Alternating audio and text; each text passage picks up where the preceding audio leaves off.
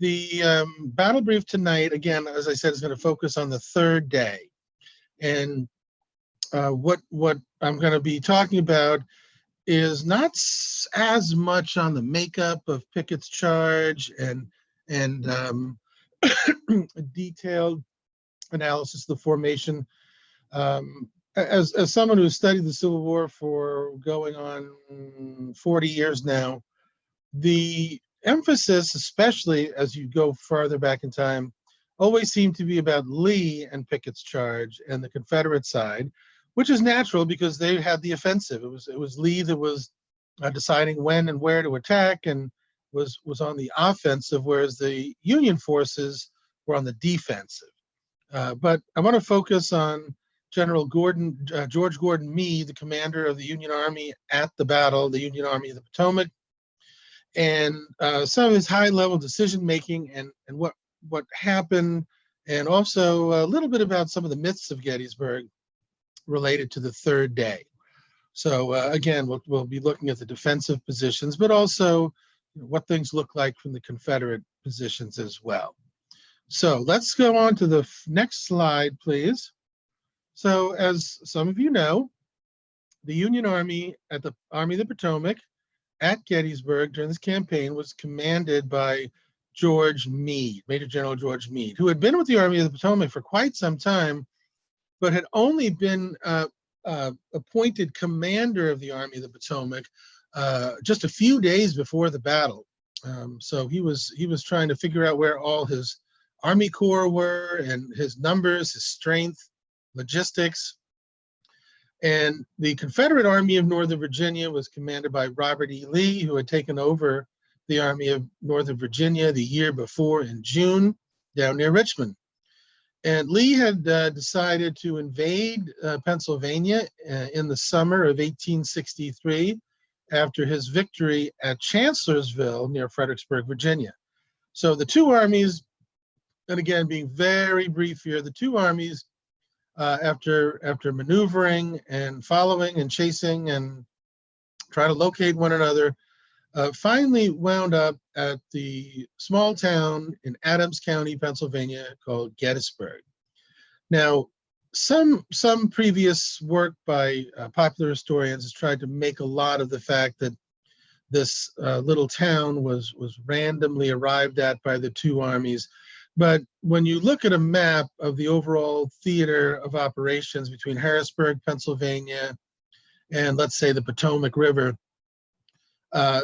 it's very logical that Gettysburg became the battle site, mainly because of the road network, that there was many roads leading out of Gettysburg to places like Chambersburg and York, Pennsylvania, Hanover, Pennsylvania, Emmitsburg, Maryland, Taneytown, Maryland, Fairfield, Pennsylvania. So it was very logical that this was a place that could have been, if not inevitable, certainly highly likely.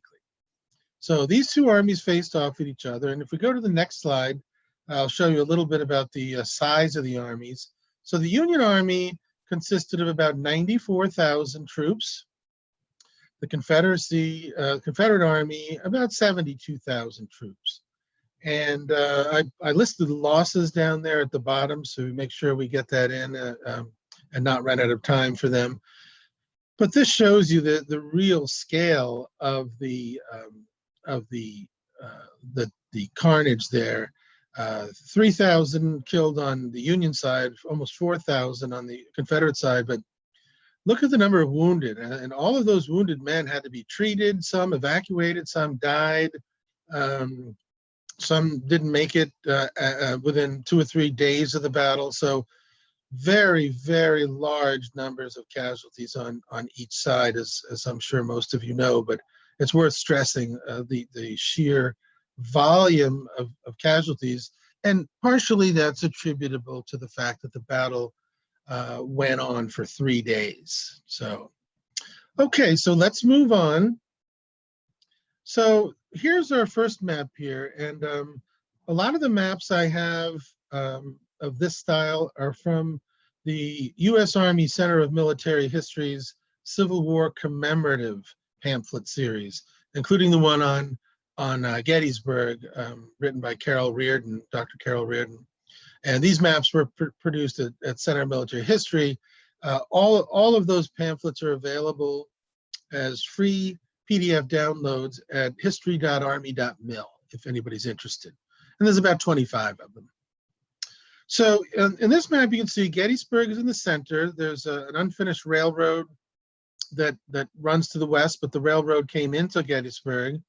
You can see something of the spoke-like nature of the road network, and I'll be able to show that in a few other slides too.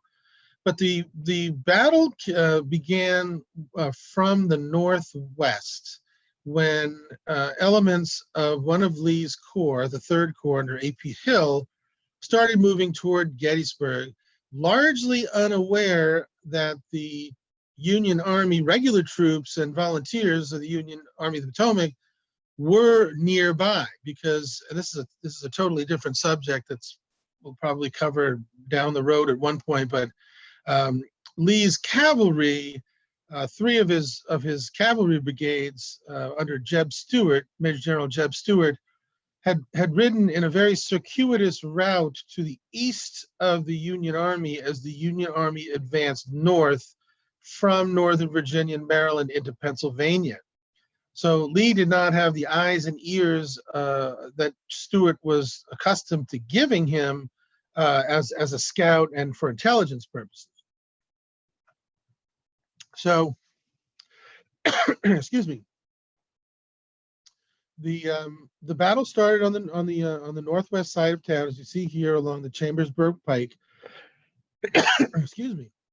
And after some heavy fighting between Hill's men and troops from Union cavalry under John Buford and infantry under Major General John Reynolds, the Union troops were finally forced to withdraw back to Gettysburg. Reynolds, in fact, was killed on the battlefield on the first day here, late morning. And if we go to the next slide, we can see that later on that day, now we see Gettysburg on the left of the map, and elements of Robert E. Lee's Army of Northern Virginia in the 2nd Corps approached Gettysburg from the north and struck the 12th Corps and parts of the 11th Corps under Oliver Howard, who you see up on the top left. These troops were routed. The Confederates did not, the Confederates suffered significant casualties, but these troops were routed, and the troops that you see in blue are the Union troops. They fled, most of them fled through Gettysburg, and those who weren't captured, and there were 5,000 Union troops or so captured on this first day here. Those who were not captured, they made it through the town and up to the nearest hill where you see the star, and that was the position known as Cemetery Hill. It's high ground, and it overlooks Gettysburg. And Howard had the foresight to leave a division there on those heights with a good bit of artillery while he deployed the rest of his troops north and slightly northwest of the town. That gave them, the Union troops, the advantage that there was a position already held by at least a small number of troops and artillery that they could rally around. That's what they did. So this was the first day. Now, there's a lot of controversy about whether or not the Confederates should have or could have pursued the fleeing Union troops through the town up to the heights on Cemetery Hill and occupied that high position.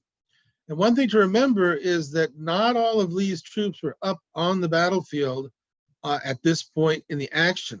Longstreet's 1st Corps was still off to the west, and the same can be said of the Union Army, the Potomac, that there were several corps that had not yet reached the battlefield. A lot of the 2nd Corps, 5th Corps, 6th Corps were still on their way to get to Gettysburg, did not arrive until overnight or at some point on July 2nd.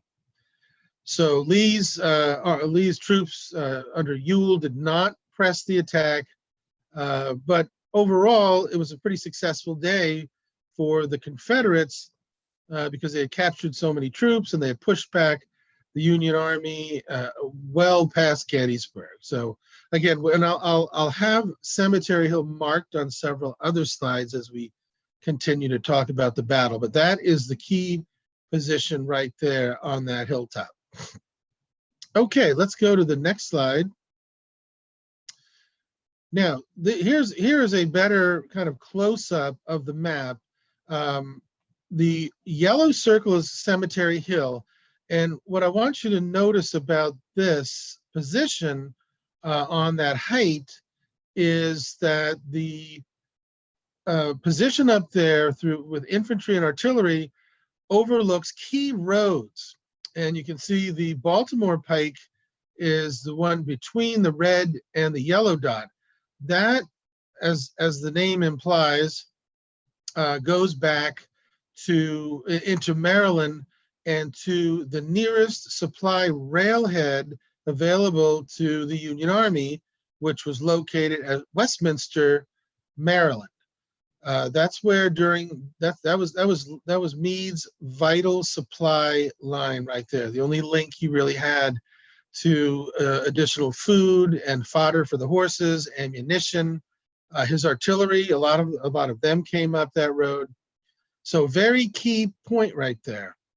The road that goes from Gettysburg down to the south, just to the left side of the yellow dot, is the Taneytown Road.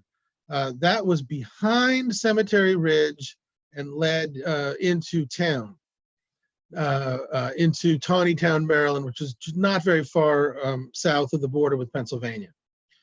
The schematic blue arrows there is meant to represent Cemetery Ridge.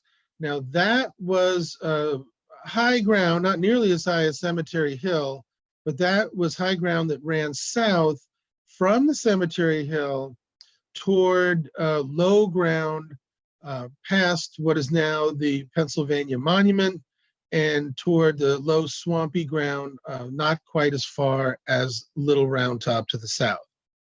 So, and then just to the left of the blue line, you can't read the name of it, but that's the Emmitsburg Road.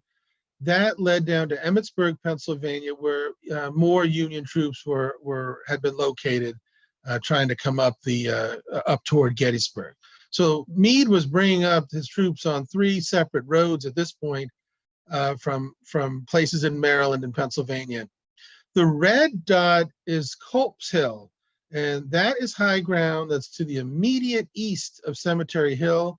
And I wanted to point that out now because on the coming day, on the 2nd of July and the 3rd of July, there would be a lot of fighting for Culp's Hill, the Union position. So I'll show you in a few minutes the kind of the layout of how this all worked out with the Union position.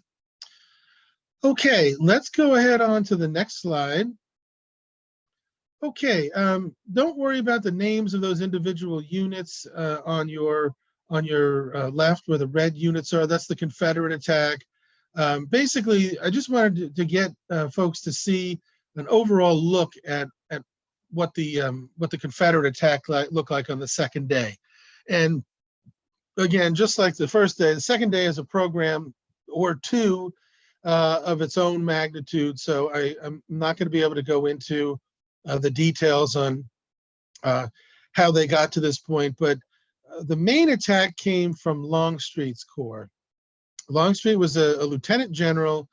He had been a corps commander from back into the summer of 1862. He was highly trusted by Lee and depended on him, particularly after the death 2 months earlier of Confederate General Thomas Stonewall Jackson.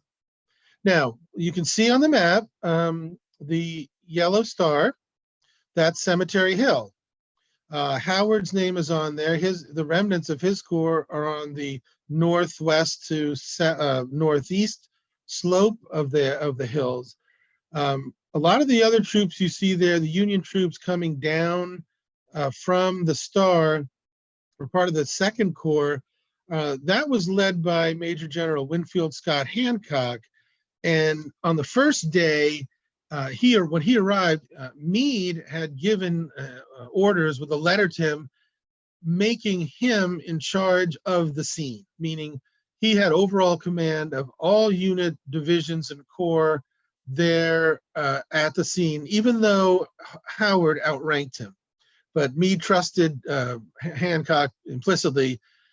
The Union Army's position was also in a very dangerous salient, meaning a place where it could be attacked on two or more sides by that jutting position that goes off toward the left of the map. And you can see the Confederate troops hitting it on the Emmitsburg Road, where it says Humphreys, to kind of on the north end of the attack, in the center by the Peach Orchard, which is where that line kind of bends back, and then also from the south, into the places that folks who know Gettysburg and have read about Gettysburg know, places like Little Round Top, Devil's Den, the wheat field. So what I want you to also know about this attack was that it was originally planned so that the attack from Longstreet would come from about where the Peach Orchard is there, where the line bends from going in a southwesterly direction to an easterly direction, a crossroads there. And the original plan was to have Longstreet's troops advance along the Emmitsburg Road toward Cemetery Hill, while at the same time those troops that had attacked at Culp's Hill the evening before, they would also try to attack. It's important to remember that Lee's original plan was not to attack Little Round Top, not to attack the wheat field, but to start from the Peach Orchard area and again move up along that Emmitsburg Road toward the Yellow Star. And very briefly, the attack didn't work out that way. There were a lot more Union troops in the area where you can see Caldwell's name there, south of Cemetery Ridge. And there were a lot more troops there than Lee knew about when he was first planning this operation, which suffered numerous delays, so that when Longstreet and his two divisions lined up ready to attack, they found that these extra troops were there and realized, we better, we can't attack this way now. So the attack was moved to this configuration that you see here now. Okay, hopefully that explains kind of what happened on July 2nd. Let's go forward another slide, please. All right, so also on July 2nd, General Ewell, who had not attacked up Cemetery Hill the evening before, despite Lee's recommendation, not order, that he do so. You can see where Culp's Hill is on the right. There's kind of two angles there, and one of them is Wadsworth and Greene, and that's where several brigades of Ewell's troops struck the Union line on its far right flank on the slopes of Culp's Hill. Now, Culp's Hill is a lot more wooded than Cemetery Hill was at the time of the battle. So other troops from Ewell tried to strike Howard on Cemetery Hill. The attacks were basically repulsed, except that the Confederates on the far southern part of that line, on the right, where you see the wooded area, they did manage to hold on to some Union troops, Union trenches, and it was hoped that the next day they would be able to use that as a way of attacking again. So we have again the attack on the northern end, kind of the right flank of the Union Army, and on the southern end. Now the southern end, before we move on, Longstreet's attack was very successful, even though there was very high casualties. One of his division commanders, John Hood, was wounded severely very early in, but some of Longstreet's troops advanced almost onto Cemetery Ridge, and some support troops north of Longstreet's attack from the 3rd Corps, Confederate Corps under Hill, made it onto Cemetery Ridge before they were turned back. So that was an indicator to Lee that this area was potentially a weak spot for the Union forces. And as he began to prepare for the next day's fighting, that's something he kept in mind. Now, if you see where Howard is, his line angles back almost at a right angle there, just to the northeast of Cemetery Hill. And if you go down from there, and you can see the Union units, divisions and brigades that are there from north to south, those are primarily from the 2nd Corps under Hancock.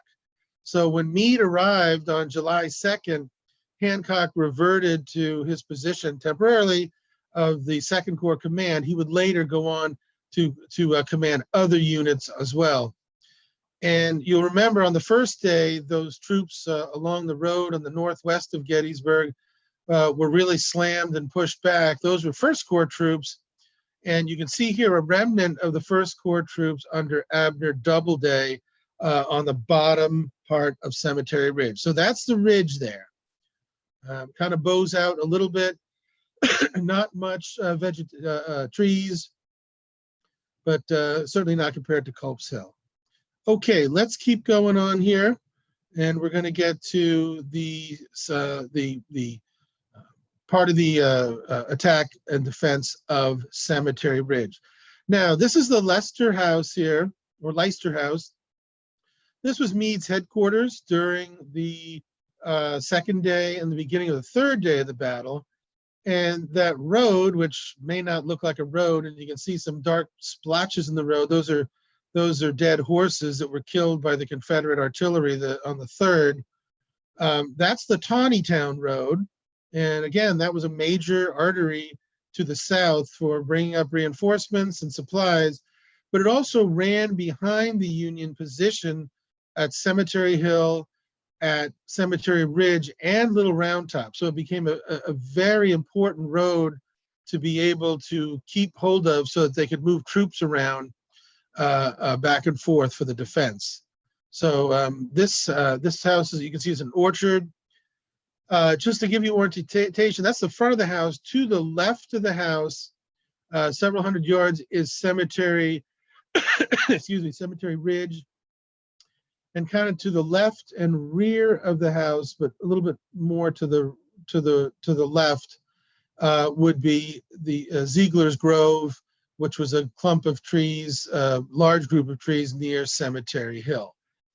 Okay, and for those of you who have been to the battlefield, Taneytown Road is a major 2-lane road right now, and the new Gettysburg Visitor Center at the battlefield would be off to our left a few hundred yards. Okay, next picture, please. This you see is the Leicester House today. The view we had of the front porch is on the left out of our view. This is a side view of the rear of the house. Meade made his headquarters in and around this area until heavy shelling on the 3rd, heavy bombardment on the July 3rd forced him to evacuate this. He held a famous meeting of his officers in this house on late on the night, about 12 a.m. on the night of July 2nd, after the exhausted troops were done fighting in the dark. Both ends of his line had held. Almost all of his corps commanders, his chief engineer, Warren, his artilleryman, Brigadier General Henry Hunt, and these folks all jam-packed in here to a room that was about 10 by 12 or 12 by 12, very few chairs, but Meade solicited his officers' opinions This was not an official council of war, and so there was no official record taken of it by his chief of staff, Butterfield, and he was not bound by any decision. But the majority of the officers recommended that because some troops were fresh, that arrived on the battlefield late in the day and were still coming in, that they maintain their position, their defensive position. And so Meade elected to stay stay on the field. Now, if you see the split rail fence,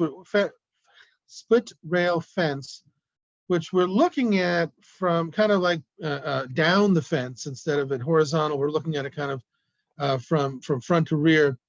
If you follow that line, there's some trees up in that area, and that is on the elevated version of Cemetery Ridge. So that's about how far it was. To the right would be Ziegler's Grove, which is more woods, and Cemetery Hill. You can tell if you kind of look behind the lower left branches of the tree, that the ground is lower than you can see on the right side of the ridge, and that gives you kind of a lay of the land on the fact that the ridge is sloping from right to left, and we're giving it's also north to south. We're looking at the area behind the ridge, meaning behind Union lines, and you can see you can't really see any Confederate positions because the ridge is tall enough to be able to block that. All right, let's move on to the next slide. Now, here is a great map. Let's not focus so much on the Confederates' attacks here because I have plenty of maps to show that.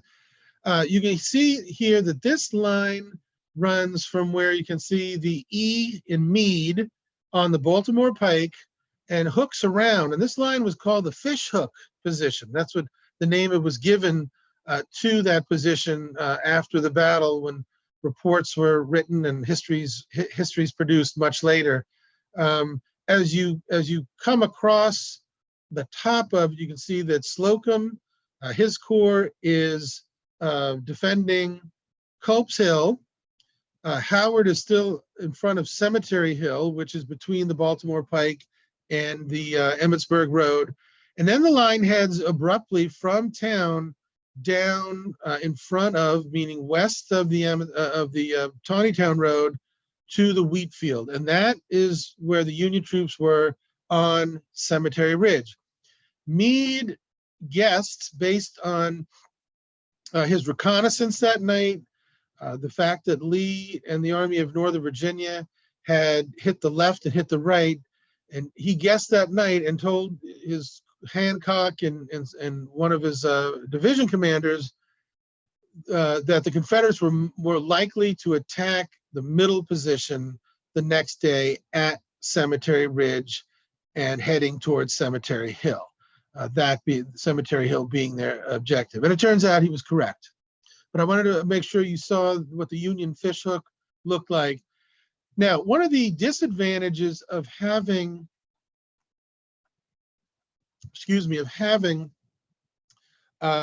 a line like this is that when you have a hooked position like this, you make yourself around the Cemetery Hill, Culp's Hill, and northern part of Cemetery Ridge susceptible to any enemy gunfire, particularly artillery, from more than one direction.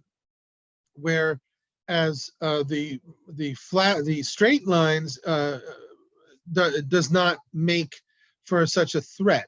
And you can see that probably the most exposed position is Cemetery Hill. It bends around there on either side of the road network.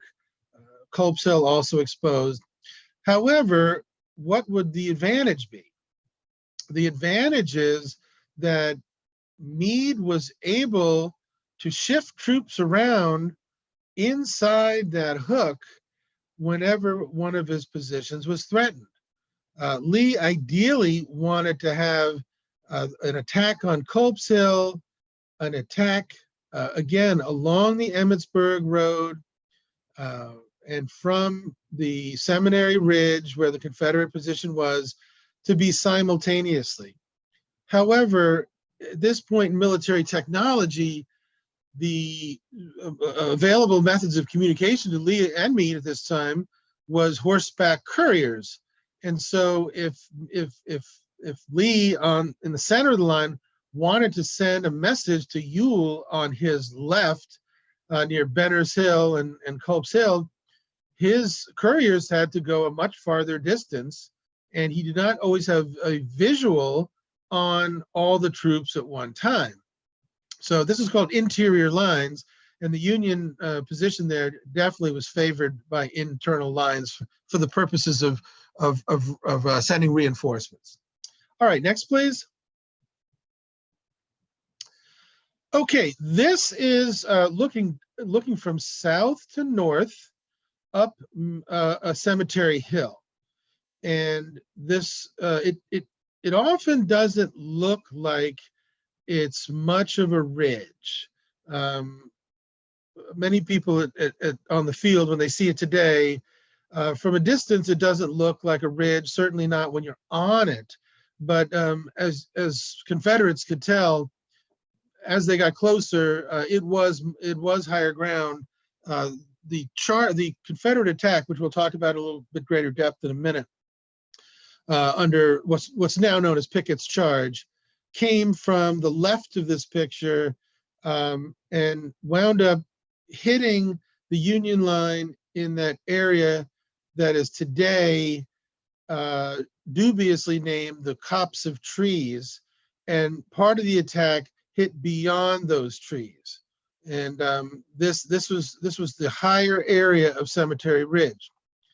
Now, the Copse of Trees is often cited, even by prominent modern military historians, as Lee's objective, and that it was where all the troops were aiming for. However, the Copse of Trees was much larger. It wasn't a stand of 20 or so trees. Most of the trees were smaller, and this point never really comes up in battle reports of the day and in the initial histories and memoirs of the troops. It was really it was more of an invention by one of the initial official historians of the battle, John Batchelor. So if we move on to the next slide, we can see a little bit more of the ridge. Okay, so this is taken from the exact same spot the other one was taken, except 180 degrees turned around to the right. On the west was where the Confederates had attacked the day before. You can see the low mound there is Little Round Top, the larger one, Round Top. That was the extreme southern end of the battlefield, right, just between Little Round Top and Round Top. So this doesn't look like a ridge much either, but you can see it sloping off to the left and the right. This is kind of on the spine of Cemetery Ridge, the attack again coming from the right-hand side. Okay, so let's keep going, please. Now, Cemetery Ridge is up there on our right, and you can see the modern road. I think you can barely make out a car on the road and a yellow line there. That's the Taneytown Road today, and this is the reverse slope, meaning this was behind Cemetery Ridge, looking from Meade's headquarters. And there were many reserve troops in here, not as many as the Confederates thought would be there, we're hoping, but there was a lot of artillery and wagons and hospital wagons, horses, mules, that kind of thing. These would eventually be hit by a lot of overshot artillery rounds from the Confederates, and it made the situation so hot for Meade's headquarters at the house that they eventually wound up moving to a safer location away from here. Okay, next slide, please. Okay, So this is a map that shows the attack of what really should be called the Pickett-Pettigrew charge, and perhaps even the Pickett-Pettigrew-Trimble charge, but you start to get a little awkward and a little fumble over the words after a while, being too long. But it's mostly known as Pickett's charge for a variety of reasons. Now, to orient you again, or reorient you, I should say, the yellow circle is Cemetery Hill, and the troops south of there, in front of the Taneytown Road, going from north to south, where it says Hancock, those troops are on Cemetery Ridge, including the troops that are the ones on the bottom of your diagram here. And they were expecting the attack there. Meade had his men prepare, get ready for it, and the Confederates had launched a massive bombardment with artillery. They deployed about 140 or so guns. That's an approximation, although a large number of them never got into the fight at all and fired very few rounds. But the guns were just where that ridge is, where you can see Longstreet's name, that Seminary Ridge that goes from the green kind of wooded area at the top near the word Gettysburg and all the way down to where Pickett's men and beyond from north to south. That's Seminary Ridge. And the guns were actually brought up from the ridge to positions, particularly on the south side of the battlefield, so they could get closer to the Union lines, because the objective was to blast the Union positions there and hopefully weaken them to the point where the charge would be more successful. This bombardment was partially successful. It started at 1 p.m., lasted approximately an hour. Witnesses differ, but approximately an hour.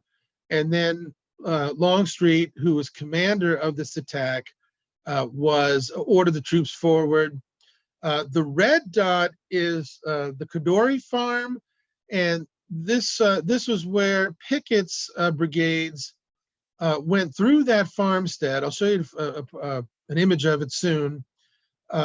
They were Virginia brigades. His division had not been involved in any of the fighting as of this time in all 3 days, because they had been in the rear of Longstreet's column and finally arrived late afternoon the day before.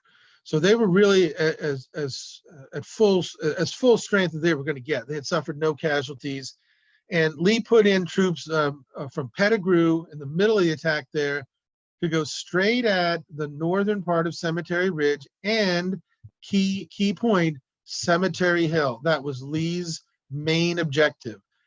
He wanted the troops down on the southern end of this attack that you can see to sweep forward and push the Union troops off of Cemetery Ridge and eventually occupy Cemetery Hill, where the yellow dot is.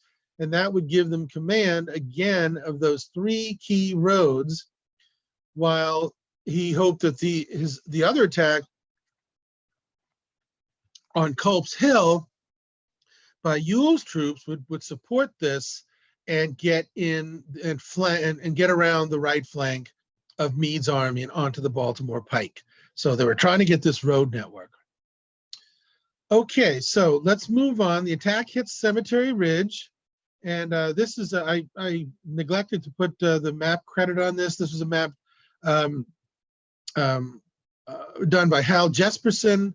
I want to pay particular attention to that. He has made available a lot of maps to the public. Many of them are on Wikipedia and some public websites, but his maps are incredibly detailed, very well done. So try to remember that name. There's Pickett off to the left. Now his troops, if you follow me from south to north, in other words, the bottom of the map to the top, the first 2 arrows heading toward Cemetery Ridge were part of the 3rd Corps under Hill, and those are Anderson's troops, Richard B. Anderson.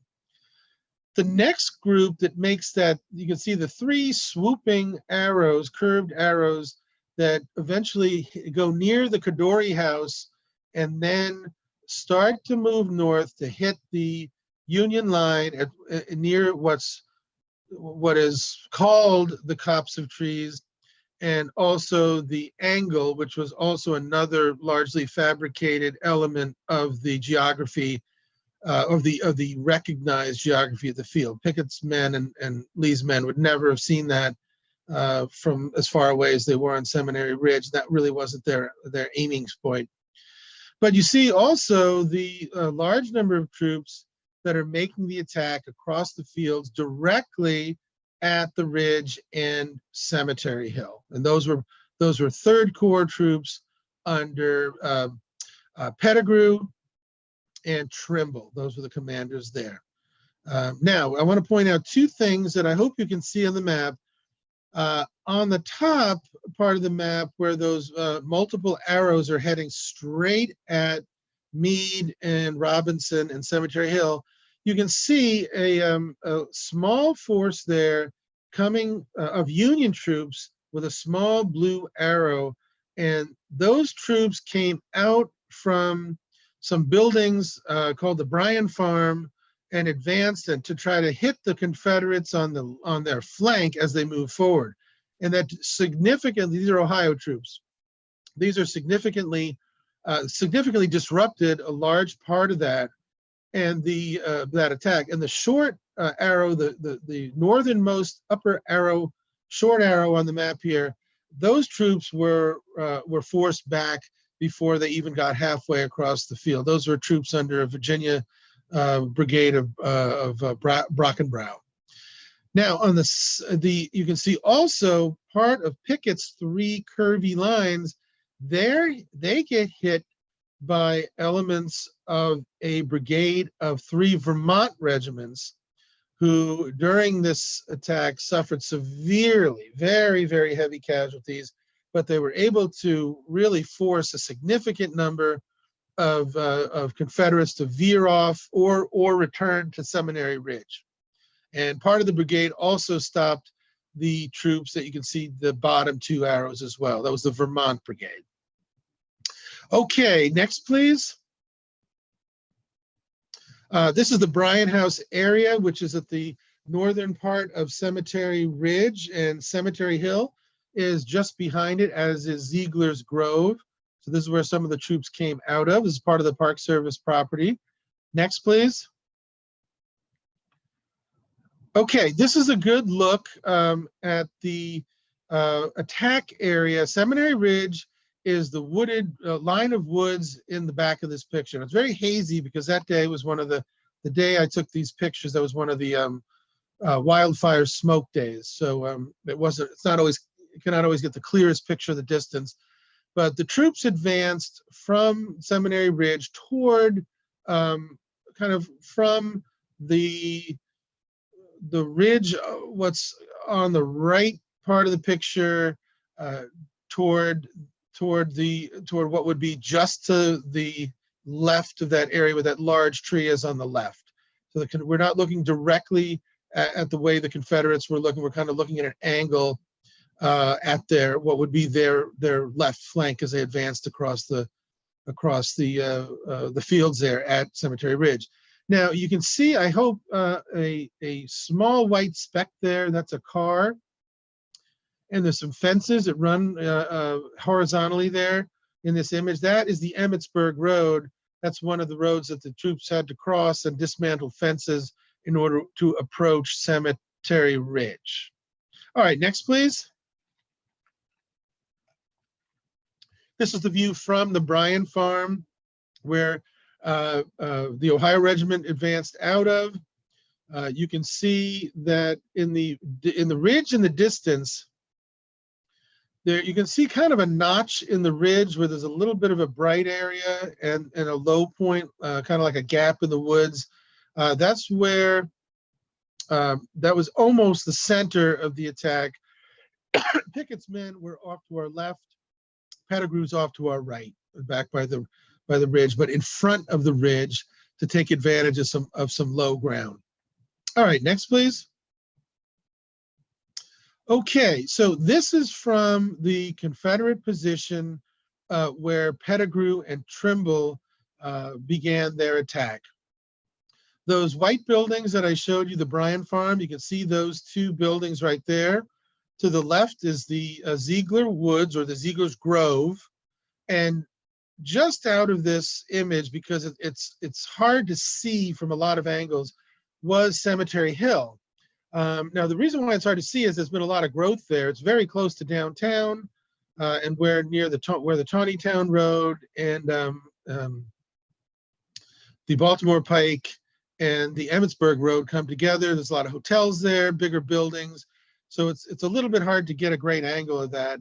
Cemetery Ridge is what runs between the Bryan Farm, along that hilltop, over to the Pennsylvania Memorial. You can see that little dome, and off another several hundred yards to the right of this image. All right, let's go ahead and go on. Again, another image. This is artillery from Seminary Ridge. Cemetery Hills just starts to become visible as you back off a little bit from there. But again, that was the objective of Lee's main assault. All right, next, please.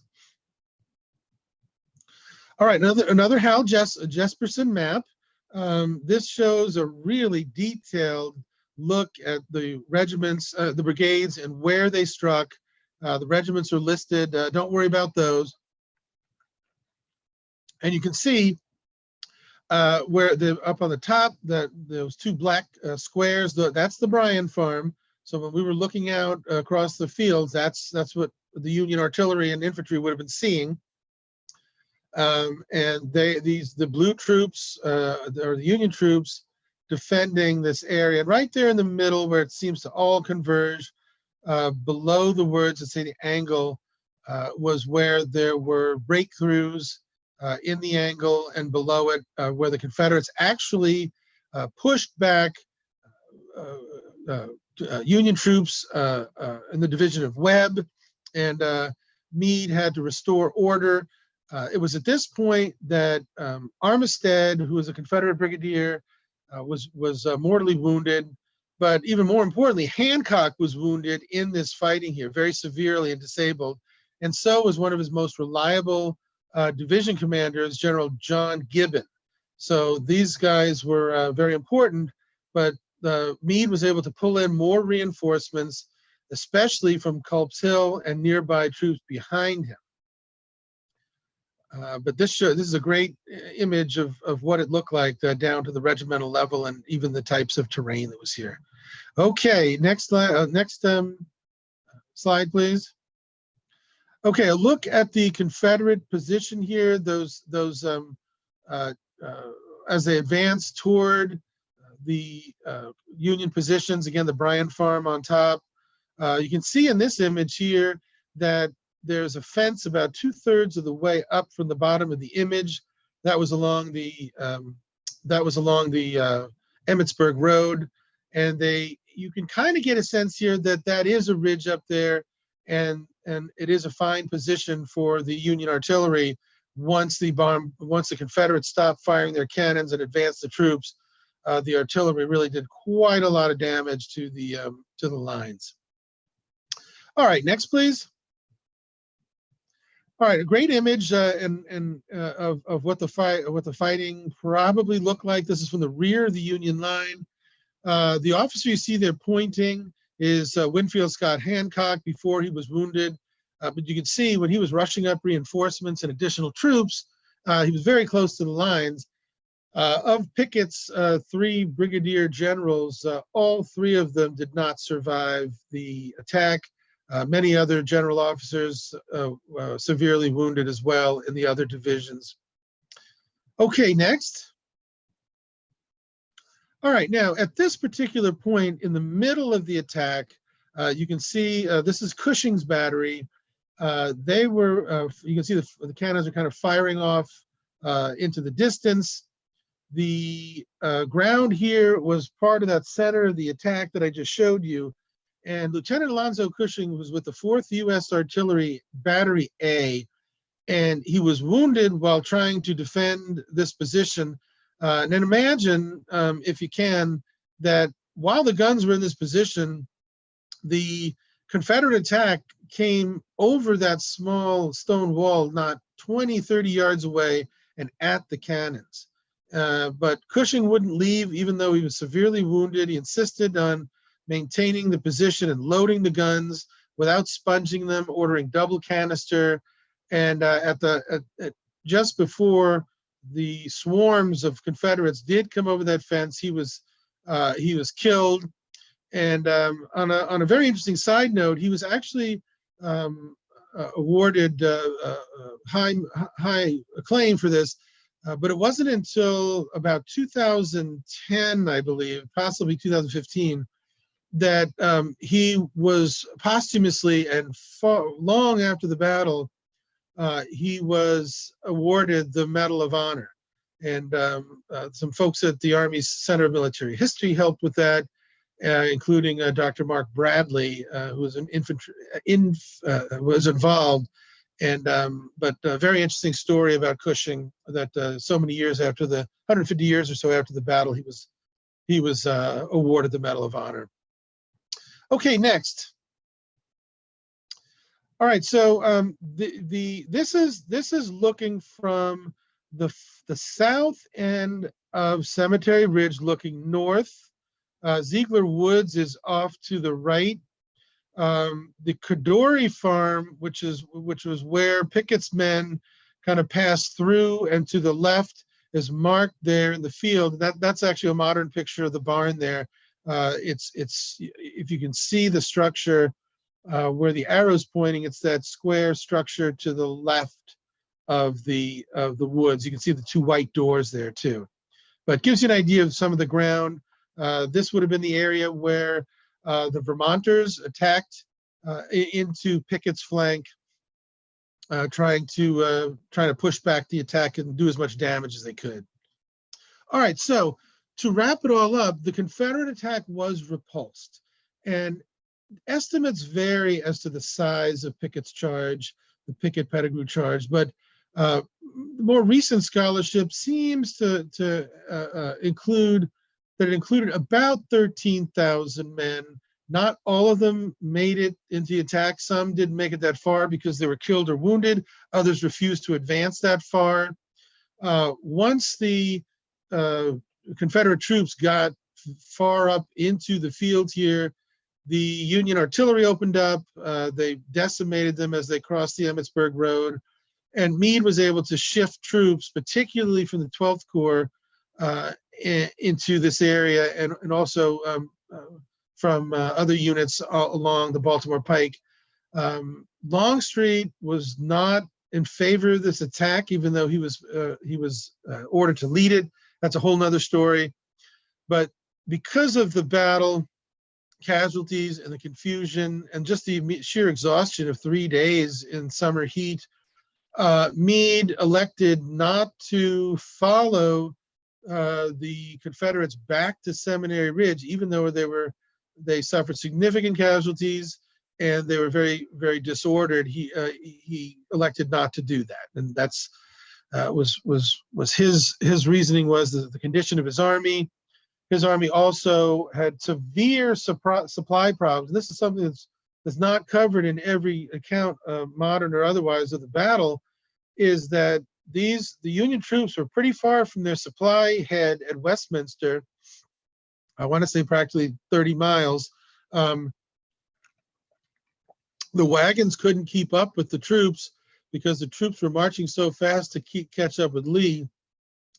So it started raining that night on the 3rd. Lee started getting his men into position closer to Seminary Ridge, and eventually started withdrawing from the battlefield late that day.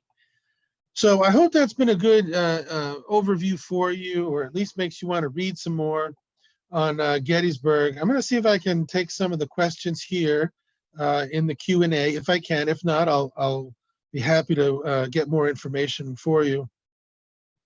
How important was the Union interrogation of Confederate prisoners influencing Meade's decision to fight on the third day? That's a great question, and one of the most interesting aspects of that is that it was important, and that Meade had a pretty capable intelligence system on the field. These are uniformed officers and men, and they were able to identify prisoners from just about every Confederate unit and formation they knew. And very interesting, they advised Meade either the night before or the day of Pickett's charge that they had gotten prisoners from every brigade of the Union force except Pickett's brigades. So they figured and deduced, as did Meade, that because Pickett was part of Longstreet's corps, and Longstreet was directly across from Cemetery Ridge, that it was highly likely that the attack would come from that direction. So that's a great question. Interesting part of the battle. General Meade has often been criticized for not pursuing Lee. Okay, we just talked about that. So good question, Chris. The third day, do you think the massive rainstorm and swollen rivers, which helped slow Lee down, did Meade have an opportunity to trap him in Pennsylvania? Again, good question. And as you probably know, Chris and others watching, Lincoln, one of Lincoln's real sticking points, and that which he was probably most anxious, was the notion of not letting Lee go. That had happened 1 year and a few months earlier less than a year earlier, but when McClellan, after his victory at the Battle of Antietam in Maryland, did not pursue Lee across the Potomac. It was very slow.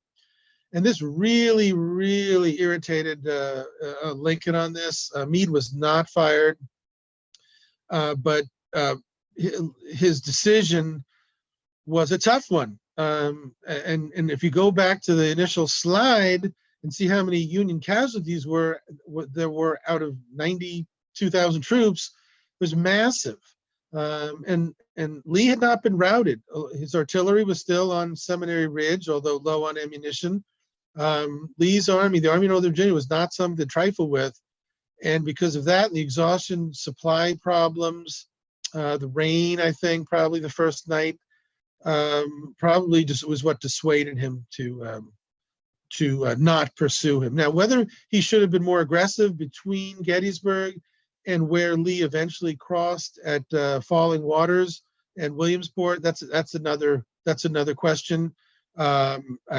We probably will do kind of one of these battle briefs on just that section of the battle and the what ifs one of these days, probably next year. So, okay, another question: why wasn't the Confederate artillery barrage very effective? Okay, good question. There's probably folks on this program now in the audience that know a lot more about the Confederate artillery, about Gettysburg, but just to be brief, one was the types of artillery pieces that were common in Lee's army. They were of lesser quality because many of them were still howitzers, meaning shorter range, smoothbore weapons. Not all the guns had the range because of that. So in order to get to have a converging fire from two different directions or more, they had to get too close to the Union lines. And another common problem for Confederate artillery at this battle and all through the war was the inferiority of their ammunition for artillery. It was much less effective and high quality as the Union guns. Okay, how much did Longstreet object to General Lee's decision to attack on July 3rd? Again, recently, I mean, last 25 years, entire books have been written just about Longstreet at Gettysburg, just about the attack, who was at fault. A lot of that's political from immediately after the war, and people people have taken sides ever since. But I think the Longstreet did not want to make this attack. He allegedly said to Lee, 15,000 men, I've been a soldier all my life, 15,000 men cannot take that hill, that ridge. So he was very reluctant to order the troops forward. Now, how far that went into deliberately dragging his feet, that's hard to say.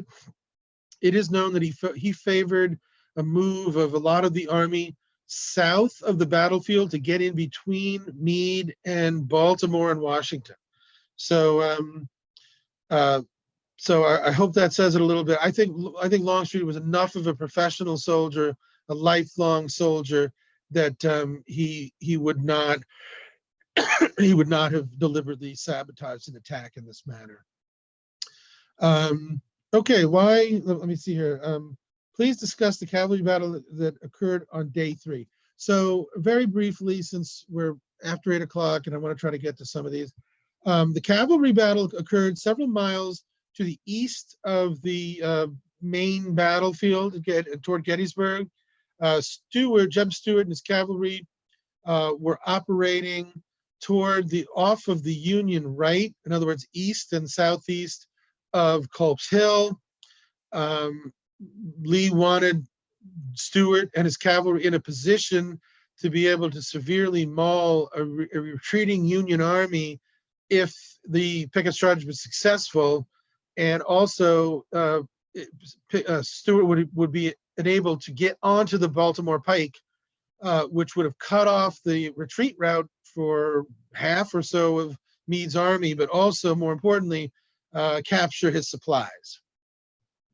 So the Confederate cavalry was unsuccessful because there was a battle out there in what's called now East Cavalry Field with Custer and Stuart, and another detailed thing we're going to have to pass over with.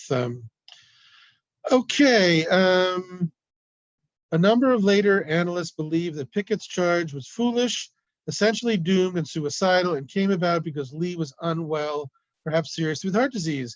Do you think this view has any merit? I'm sure there is some merit in there, especially the health angle. If you read many different accounts, both first-person accounts and later studies and modern studies, Lee did not seem like Lee during this campaign. And by the time it came to Gettysburg, he really did not seem himself. Whether the charge was suicidal or not, I don't think it was, especially if all the troops had moved forward together. Coordination was a problem. There were some troops ordered forward in the initial plan by Lee that did not move at all, and some Confederates made it through the Union lines, and it was a close run thing. And if Meade had not been able to transfer troops around, there could have been a disaster for the Union troops. Okay, I'm going to have to take one more question here, folks. Westminster was Meade's supply source. Where was Lee's supply source? That all came from the wagon train, and that was a very lengthy wagon train.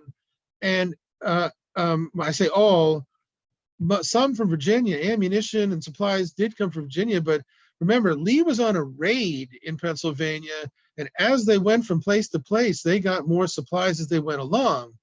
So what happens if you're on a raid and dependent upon supplies while you're moving when you're not moving? So by the third day, there wasn't as much coming in. So that was probably one of Lee's reasons for wanting to attack Meade and defeat him then on July 3rd rather than moving off to the south flank. I want to thank everybody who came out. Had a good crowd tonight, so thanks for being here. I want to thank also Caitlin, our producer. Please come visit us at the museum at Fort Belvoir, the National Museum of the U.S. Army, and we are glad you were with us. I hope I piqued your interest enough to go out and read a lot more on this battle. So also I want to mention again the maps that are provided to scholars and organizations as downloads by Hal Jesperson, who just does an absolutely fantastic fantastic job on that. So we appreciate that. So with that, please hope to see you at a future program. And with that, we'll say goodnight. And until next time, thank you.